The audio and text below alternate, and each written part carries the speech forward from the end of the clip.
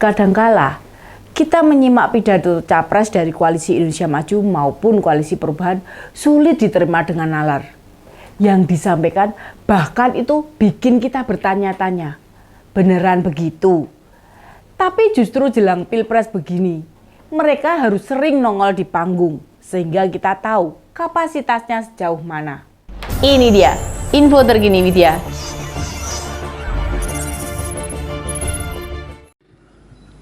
Toyota, Mitsubishi, Suzuki, Honda. Tapi kita mau jual pisang saja, mereka tidak izinkan. Jual pisang.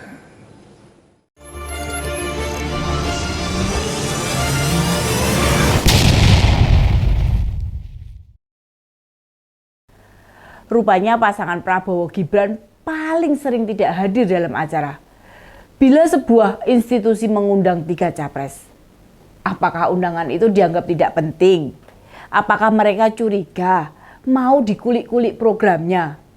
Ataukah ada rasa tidak yakin mereka mampu menjawab pertanyaan yang diajukan? Dalam diskusi dengan Kiai Kampung di Jawa Timur, Pak Prabowo kan keluar aslinya. Hanya dikomentari soal pohong saja, emosinya meledak. Programnya ditolak seorang pengasuh pondok, langsung mutung.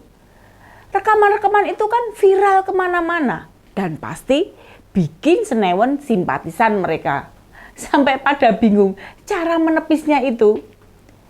Mana ada orang emosi pada bel pembatas waktu berbunyi, ya hanya Pak Prabowo sampai meninggikan intonasi merespon suara tersebut. Ingat loh, peristiwa tadi saat-saat dia bicara di Muhammadiyah. Sementara Pak Anies dan Pak Ganjar nggak ada masalah tuh. Keduanya tahu waktu serta mengerti kapan ada waktu bicara, juga memahami durasi untuk bicaranya. Sayangnya, di dialog terbuka Muhammadiyah, pada Universitas Muhammadiyah juga ada pernyataan lain Pak Prabowo. Terkesan asal bicara, asal bunyi. Tentang apa itu? Soal bebasnya produk Jepang masuk tanah air. Sedangkan produk Indonesia sulit masuk di sana. Ketua Umum Gerindra itu nyenggol-nyenggol tentang free trade, fair trade, pasar yang bebas, pasar yang adil. Prabowo terkesan produk Indonesia sulit masuk negara lain. Lantas pasangan Gibran itu menyebut kalau Toyota, Honda, Suzuki maupun Mitsubishi mudah menjual mobil di Indonesia. Mengapa giliran kita mau menjual pisang ke sana nggak bisa?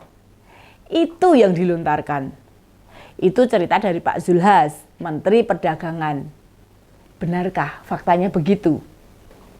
Menurut Dirjen Perundingan Perdagangan Internasional Kementerian Perdagangan, Pak Jatmiko Briswicaksono, pemerintah Jepang tidak pernah mempersulit masuknya pisang Indonesia. Kok bisa beda yang disampaikan Pak Prabowo? Sebenarnya di mana masalahnya? Dalam pasar bebas sekarang ini, perdagangan antar negara pasti bisa kemana-mana.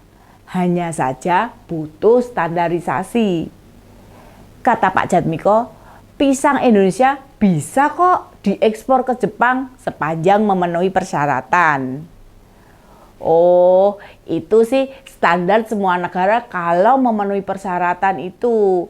Jepang tidak membatasi pisang Indonesia sepanjang memenuhi syarat-syarat SPF, Sanitary and Phytosanitary. Ini yang mungkin tidak difahami sama Pak Prabowo.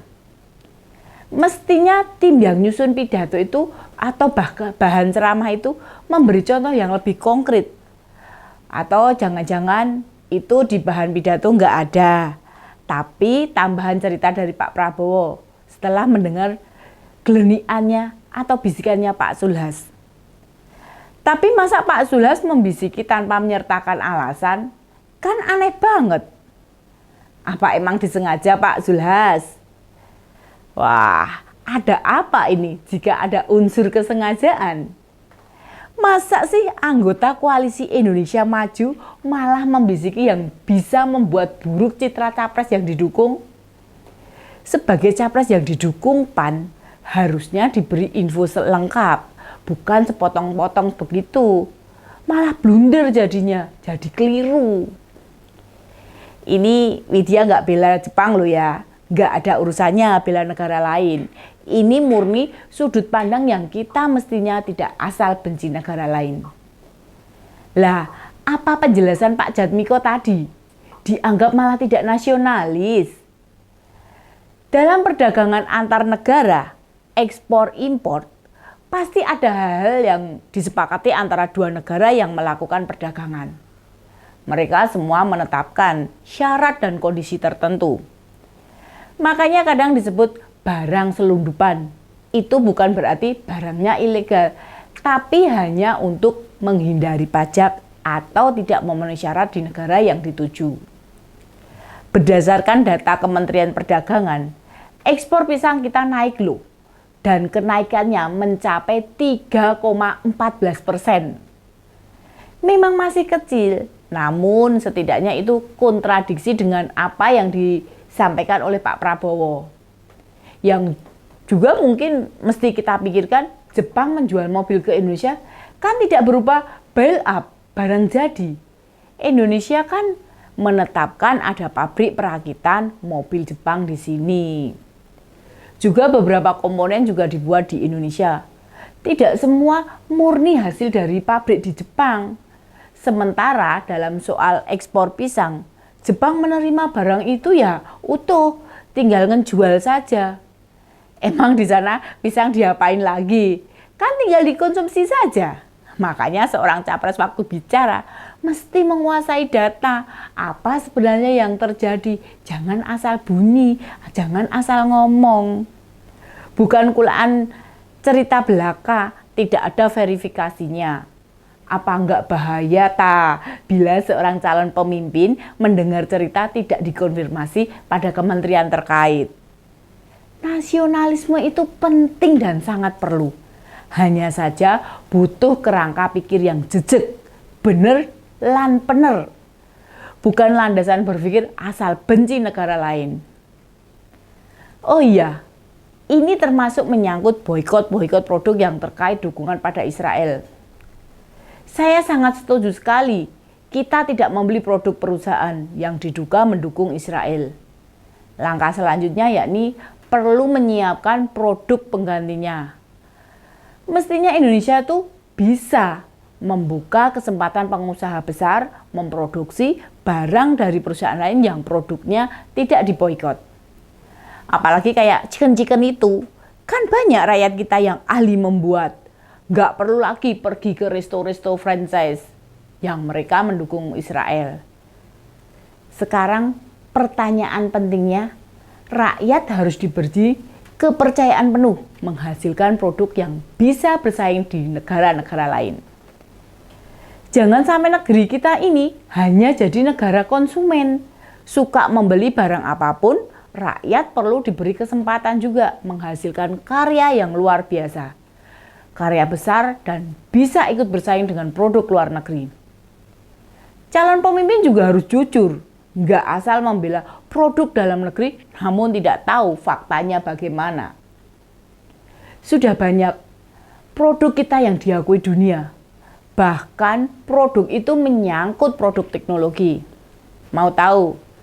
Kendaraan dan senjata dari Pindad, kapal laut keluaran PT PAL, kereta api hasil kreasi anak bangsa di PT Inka Madiun. Sudah banyak dipesan di berbagai belahan bumi, baik dari Asia, Eropa hingga Afrika. Hal itu menjadi beberapa bukti karya anak bangsa mampu bersaing dengan negara lain. Kita ini mampu, bisa dan mesti jadi bagian perkembangan ekonomi dunia. Para capres tidak perlu lakukan pembelaan-pembelaan tidak berdasar yang membuat masyarakat jadi malas. Justru pancing produk dalam negeri kita makin meningkatkan secara kualitas. Sebab negara ini sudah sangat siap bersaing kok melawan produk dari negara lain. Ayo dong Pak Prabowo, jangan melemahkan apa yang sudah dibangun, tapi beri kesempatan mereka untuk go internasional. Demikian info terkini Widya. Sampai ketemu lagi di ini dia info terkini Widya selanjutnya. Salam cerdas. Ini dia info terkini Widya